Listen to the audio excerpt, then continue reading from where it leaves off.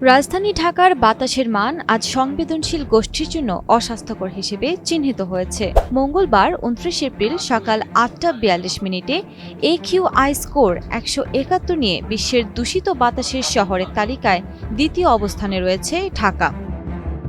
AQI সূচক অনুযায়ী আজ ১৮৬ স্কোর নিয়ে বিশ্বে বায়ু দূষণের তালিকায় প্রথম অবস্থানে রয়েছে পাকিস্তানের লাহোর। ১৫৬ স্কোর নিয়ে তৃতীয় অবস্থানে রয়েছে ভারতের দিল্লি। ১৩৯ স্কোর নিয়ে চতুর্থ অবস্থানে রয়েছে ভিয়েতনামের হ্যানয়। ১১৮ স্কোর নিয়ে পঞ্চম অবস্থানে রয়েছে কুয়েত সিটি। AQI মান অনুযায়ী ৫০ থেকে ১০০ স্কোর থাকলে তখন বায়ুর গুণমানকে মাঝারি বলে বিবেচনা করা হয়। AQI সূচক ১০১ থেকে ১৫০-এর মধ্যে হলে সংবেদনশীল গোষ্ঠীর জন্য অস্বাস্থ্যকর হিসেবে বিবেচনা করা হয়। এ সময় সাধারণত সংবেদনশীল ব্যক্তিদের দীর্ঘ সময় ধরে বাইরে পরিশ্রম না করার পরামর্শ দেওয়া হয়। বান্ডেল থাকলে প্রতি সেনমানিতে টাকা বাঁচবে। বিকাশ সেনমানি বান্ডেল কিনে জিতুন প্রতি লেনদেনে।